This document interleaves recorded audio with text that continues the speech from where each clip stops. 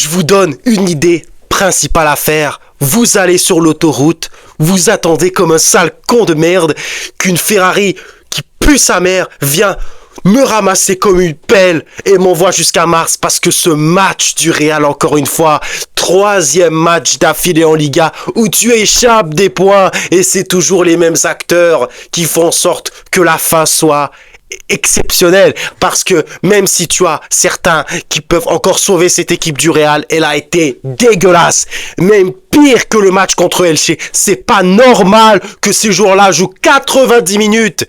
Comment il peut encore laisser Alexander Arnold sur le terrain? Vinicius Junior, mais il est éclaté au sol. Normalement, il finit pas 16e du Ballon d'Or. Il finit 30e, frérot.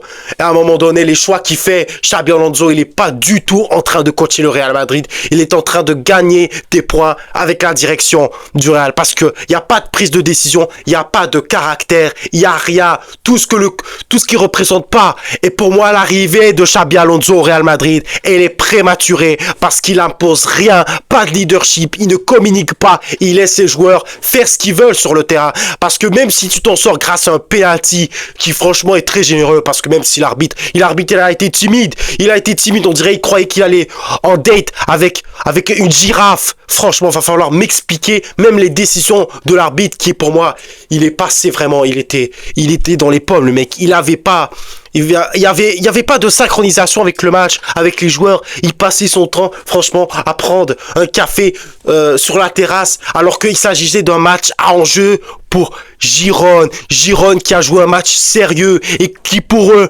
le point du match nul, franchement, ce serait une victoire, parce que eux, ils ont besoin de se maintenir. Ils sont pas là à jouer les cons comme les joueurs du Real Madrid, parce que cette performance-là, à un moment donné, je vais pas commencer à me répéter à chaque vidéo, mais c'est tout le temps la même chose. D'autres qui font des efforts et d'après ça, les autres qui ne font rien.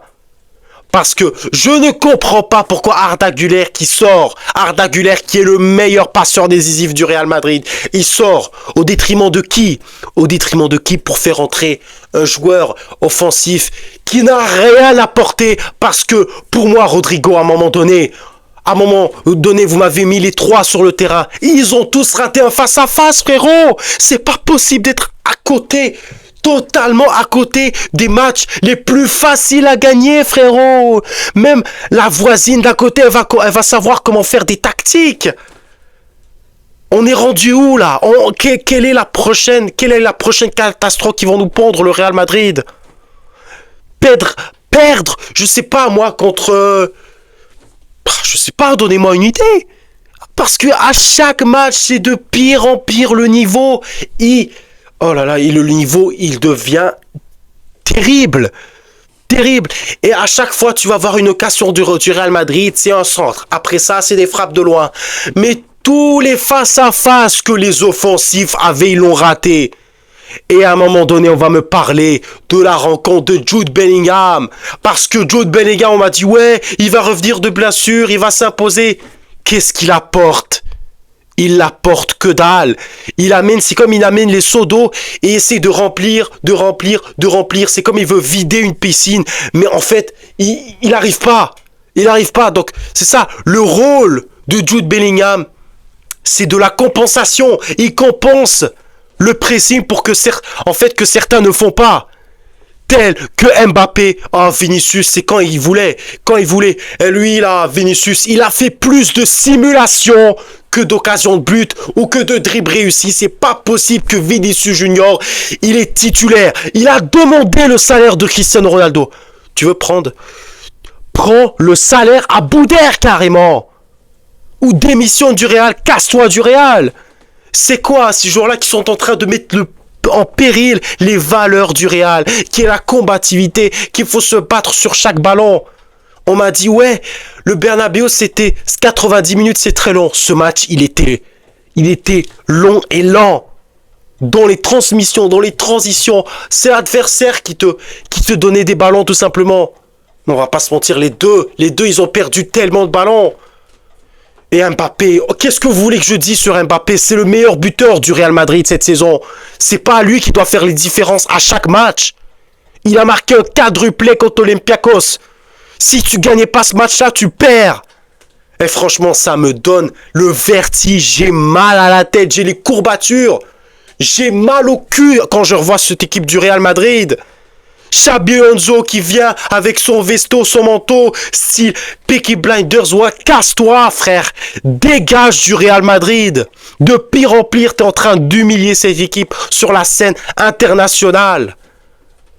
Quelle est la prochaine décision? Quelle est la prochaine destruction que Florentino Pérez va faire? Parce que le responsable aujourd'hui, c'est Florentino Pérez. Et personne va me dire le contraire. Là, on est dans une situation critique. Le Real, ça fait 3 matchs d'affilée que le Real n'a pas gagné en Liga. Ce n'est jamais arrivé depuis l'ère, je sais pas moi, de Rafa Benitez ou de quelqu'un d'autre. C'est pas normal. Xabi Alonso, il a passé 2 ans au Bayer Leverkusen et d'un coup, il a une offre du Real. Mais c'est trop prématuré, c'est trop tôt, il a pas l'étoffe, le costume est trop grand pour lui. Il faut se l'avouer les mecs, parce qu'on peut faire un débrief du match, mais tout ce que j'ai vu, c'est le mec qui se grattait, qui se touchait l'accordéon carrément. Il avait pas d'idée dans la tête. Quelle est la prochaine décision? Quelle est la prochaine bouse qui va nous pondre? Il va sortir quelque chose de son chapeau. Oh là là. À un moment donné, c'est des magiciens. Ah bah tant qu'à faire, frérot. Amène-nous les éboueurs. Amène-nous quelqu'un d'autre de plus compétent que lui. Il fait les changements alors qu'il reste 3 minutes de temps réglementaire. Mais tu vas aller où comme ça? Tu vas aller où? Les joueurs qui étaient des métronomes dans cette équipe sont devenus tout simplement... Oh là là, c'est tous des Charlie Chaplin. C'est tous, ils font des catastrophes, ils ratent des duels, ils ratent des contrôles. Parce que Girone, franchement, ils sont derniers de Liga. Ils sont derniers. Et le seul buteur du match, c'est un milieu de terrain que je connais très bien. Franchement, à un moment donné, Aziz Nahi, il a complètement retrouvé le niveau. Parce que même s'il a raté quelques petites contrôles, c'est lui le buteur. C'est lui qui était tout seul dans la surface. Il n'y avait personne. Rudiger, à un moment donné, ça fait trop longtemps qu'il est au Real. Il est arrivé au moment que David Alaba, il jouait même pas. Et Arco, lorsqu'il joue, il est dégueulasse, Rudiger. Pas de personnalité. Et l'autre, Militao, il se comportait comme un milieu de terrain alors qu'on te demande juste de faire ton rôle de défenseur. Mais qu'est-ce que vous avez, toutes les joueurs du Real Madrid? À chaque fois, c'est une équipe de deuxième partie de tableau. On vous demande pas de les éclater, mais de faire un match et de vous imposer. Parce que là, le Barça en profite. Le Barça, à chaque match, ils engrangent des points et vous en perdez. Eux, ils engrangent, vous en perdez. À un moment donné, si vous voulez pas gagner de titre cette saison, bah, vous pouvez dire, allez en conférence de presse et allez dire, allez vous faire foutre. Mettez-vous le doigt dans le cul, allez vous faire foutre. Allez vous faire foutre les supporters, allez vous faire foutre, allez, on vous emmerde. Voilà, c'est le langage corporel des joueurs du Real Madrid. Parce que je peux pas faire un débrief du match. Je dois faire peut-être, je dois remettre en question le comportement de certains. Que Vinicius n'arrête pas de simuler sur chaque...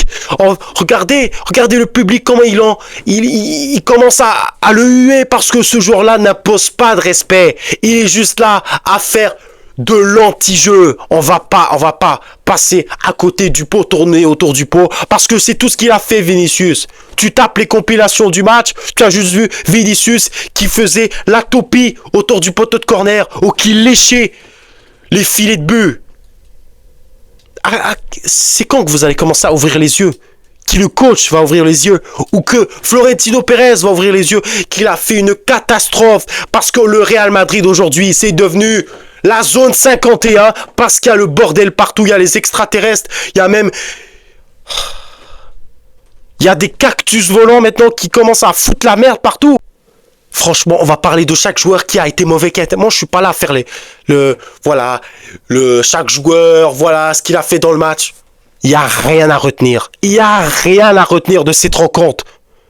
Vous devez commencer à vous regarder dans la glace. Est-ce que ce Real va aller minimum 8e de finale? Non, ils vont pas aller même pas se qualifier pour le top 8. Ils n'arrivent pas à enchaîner 3 victoires de suite, mon gars.